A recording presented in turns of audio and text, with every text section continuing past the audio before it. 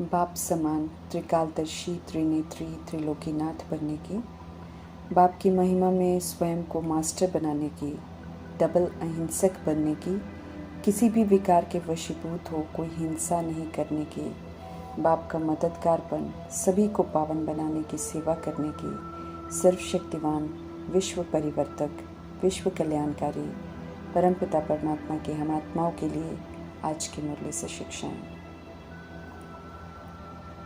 ज्वाला रूप की याद अर्थात एक बाप दूसरा न कोई की लगन की अग्नि की याद द्वारा खुद को परिवर्तन कर ब्राह्मण से फरिश्ता, फरिश्ता से देवता बनने का वरदान फलीभूत करने की समझ दे रहे हैं। वरदाता परमात्मा समझ देते हैं वरदाता परमात्मा की जैसे अग्नि में कोई भी चीज़ डाली जाती है तो उसका नाम रूप गुण सब बदल जाता है। ऐसे ही जब हम बाप की याद की लगन की अग्नि में पड़ते हैं तो संपूर्ण परिवर्तन हो जाता है। मनुष्य से ब्राह्मण, ब्राह्मण से फरिश्ता, फरिश्ता से देवता बन जाते हैं। योग अग्नि से संपूर्ण परिवर्तन हो जाता है, इसलिए याद को ज्वाला स्वरूप कहा जाता है। और समझ मिलती है कि ज्वाला रूप की याद द्वारा स्वयं को परिवर्तन करो और संगम युग के लक्ष्य को पूरा करो। समय प्रमाण जब चाहें शीतल स्वरूप और जब चाहें ज्वाला रूप दोनों धारण करने की कला चाहिए, तब शक्तिशाली आत्मा कहलाएंगे। चारों तरफ की चिंताओं और समस्याओं की आग में जलती हुई आत्माओं की तपत को बुझाने के लिए शीतल स्वरूप चाहिए।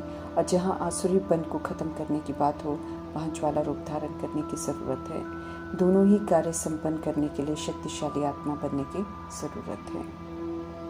एक निराकार परमपिता परमात्मा की याद के अभ्यास को पक्का कर सहज बनाना है, इसलिए कभी उन्हें बाप के रूप में तो कभी शिक्षक के रूप में तो कभी सदगुरु के रूप में याद करने की विधि अपनानी है। याद भी फिर रमणीक हो जाएगी। कभी बाप की स्नेह भरी पालना की अनुभूतियों का आनंद लेंगे तो कभी शिक्षक रूप में ज्ञान चिंतन प्रभु चिंतन का आनंद लेंगे तो कभी सदगुरु रूप में उनके द्वारा मिले हुए वरदानों को फलीभूत कर उनकी याद में रहेंगे तो याद सहज हो जाएगी और निरंतर हो जाएगी। विश्व में मौजूद हर आत्मा परमात्मा का बच्चा है और हर कोई हक रखता है उनसे राजयोग सीखकर स्वर्ग का वर्षा लेने का। इसलिए उनका फरमान है कि सभी को संदेश दो कि राजयोग सीखो। हम आत्माओं को भी पक्का करा रहे हैं कि 84 जन्म पूरे हुए, अब हमें अर्थात आत्मा को उनके साथ घर चलना है। देह साथ नहीं जाएगी, इसलिए देह के भान को छोड़ना है और शरीरी बनना है, अर्थात शरीर में रहते शरीर से अलग आत्मा होकर सत्य में टिकना है और अनुभूति करनी है। इसके अतिरिक्त दैवी गुण भी धारण करने हैं। करेंगे तो उनके द्वारा स्थापन दैवी दुनिया में चले जाएंगे। बुद्धि में सदा ये स्पष्ट रहे कि पतित पावन एक निराकार परमपिता परमात्मा है। उन्हें लिबरेटर कहते हैं। दुख से मुक्त करने वाले, दुख हरता सुख करता है, सदगति दाता गॉड फादर हैं। ऊंचा उनका नाम है सदा शिव अर्थात सदा कल्याणकारी। ऊंचा उनका रहने का स्थान परम धाम है। वे हमारे बाप शिक्षक सदगुरु हैं। रोज़ पढ़ाते हैं, रोज़ वरदान देते हैं, रोज़ उनसे मिलन होता है, इसलिए रोज़ ही सतगुरुवार है। रोज़ योग सिखाते हैं, ज्ञान के सागर हैं। एक ही बाप हैं जिन्हें कोई भी रूप में याद कर सकते हैं। बुद्धि ऊपर निराकार तरफ चली जाती है। ज्ञान सुनाकर ज्ञान के सागर परमात्मा सदगति करते हैं। मनुष्य सृष्टि के बीज रूप हैं, बेहद के बाप हैं, बापों के बाप हैं, पतियों के पति हैं, गुरुओं के भी गुरु हैं। शंकर और रामचंद्र के आगे भी लिंग रखते हैं तो दर्शाता है कि वे ऊंच से ऊंच सभी को लिबरेट करने वाले हैं। पवित्रता सुख शांति में राज्य हेवन स्थापन करते हैं। उनसे स्वर्ग का वर्षा मिलता है। राजयोग सिखाते हैं, पावन दुनिया में ले जाते हैं। एक की ही सारी महिमा है, बुद्धि में रखना है और एक बेहद के बाप को ही याद करना है और अन्य आत्माओं को भी उन्हीं की याद दिलानी है। हम आत्माएं भी शरीर से अलग होकर निराकार हैं। अब शरीर से अलग हो घर वापस जाना है, इसलिए निराकार बाप को याद करना है। उनके समान निराकारी, निर्विकारी, निरअहंकारी बनना है। परमात्मा अपने लिए शरीर नहीं लेते हैं, इसलिए वे सदा ही निराकार हैं। ब्रह्मा विष्णु शंकर के सूक्ष्म आकारी शरीर हैं। प्रजापिता ब्रह्मा का साकारी शरीर भी है, तो सूक्ष्म वतन में आकारी शरीर भी है। शरीर के बाप तो कई हैं, लेकिन आत्माओं का बाप तो एक बेहद का ही बाप है। निरंतर याद चाहिए, इसलिए कभी बाप भूल जाए तो टीचर रूप में याद बनी रहे, और कभी टीचर भूल जाए तो सदगुरु याद रहे, अर्थात याद न भूलें, ये ध्यान रखना है। 84 जन्म लेने वाली आत्माएं परमात्मा से बहुत काल तक अलग रहती हैं, क्योंकि सृष्टि पर पहले पहले पाठ बजाने आती हैं। निराकार है परमात्मा, लेकिन अगर वे नहीं आएंगे तो राजयोग कैसे सिखाएंगे।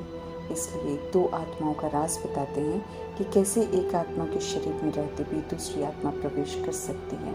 द्वापर युग में धर्म स्थापक ऐसे ही करते हैं, दूसरे के शरीर में प्रवेश कर धर्म स्थापन करते हैं। अशुद्ध आत्माएं भी प्रवेश कर जाती हैं, तो हम आत्माओं के कल्याण अर्थ निराकार परमात्मा भी 84 जन्म पूरा लेने वाली आत्मा के मरजीवा शरीर का आधार लेकर सत्य से परिचित कराते हैं, राजयोग सिखाते हैं और हेवन स्थापन कराते हैं। सृष्टि चक्र रिपीट होता है। आत्माएं अविनाशी हैं, इसलिए कोई भी ज्योति ज्योत नहीं समाता, कोई भी निर्वाण धाम नहीं गया। सब धर्म स्थापन करने वाले भिन्न भिन्न रूप में अपना पाठ बजा रहे हैं और फिर पुनः अपने समय में फिर से धर्म स्थापन करेंगे। स्थूल वतन की ये दुनिया टॉकी वर्ल्ड है, यहाँ बात करते हैं। सूक्ष्म वतन में मूवी भाषा है, अर्थात इशारों में बात करते हैं। अव्यक्त स्थिति से कैच कर फिर संदेश या डायरेक्शन दे आती हैं और बताती हैं। निराकारी दुनिया साइलेंस की दुनिया है, ऊंच से ऊंच परमात्मा वहाँ रहते हैं। आत्माएं जब समझ से बेसमझ हो जाती हैं तो कब्र दाखिल हो जाती हैं। तब परमात्मा आकर अज्ञानता की कब्र से निकालकर पवित्र बनाकर घर वापस ले जाते हैं। सभी तरह की विकारों की हिंसा समाप्त करवाकर अहिंसा परमो देवी देवता धर्म की स्थापना करवाते हैं। समझ देते हैं कि विकारों के कारण हमने आदि मध्य अंत दुख पाया है। विकारों को छोड़ देंगे तो आदि मध्य अंत सुख पाएंगे। तीनों काल का राज जानने वाले त्रिकालदर्शी परमात्मा मृत्यु लोक में बैठ अमर लोक में जाने की कथा सुनाते हैं, और हम आत्माओं को भी त्रिकालदर्शी और त्रिनेत्री बनाते हैं और साथ ले जाते हैं। एवर पावन परमात्मा से वर्षा लेकर 21 जन्मों के लिए पावन बन जाएंगे। चढ़ती कला का समय है ये। ज्ञान को प्रयोग में लाकर मास्टर ज्ञान सागर बन जाते हैं। शिव शक्ति पांडव सेना बनकर पतित दुनिया को पावन दुनिया बनाने में मदद करते हैं, इसलिए वंदे मातरम कहते हैं। डबल अहिंसक अर्थात काम विकार की और क्रोध की हिंसा नहीं करनी। बुराइयों को छोड़ दिव्यता को धारण करने वालों की चढ़ती कला है। आसुरी गुणवान से दैवी गुणवान बनने वाली हम आत्माओं से परमात्मा पूछते हैं कि तुम बाप को क्यों भूलते हो। राजयोग सिखा रहा हूँ, फिर भी घड़ी घड़ी भूल जाते हो। समझ देते हैं कि देह अभिमान को छोड़ अपने को अशरीरी समझो और याद की यात्रा पर सदा तत्पर रहो, फिर से दैवी गुणवान बनो। ओम शांति।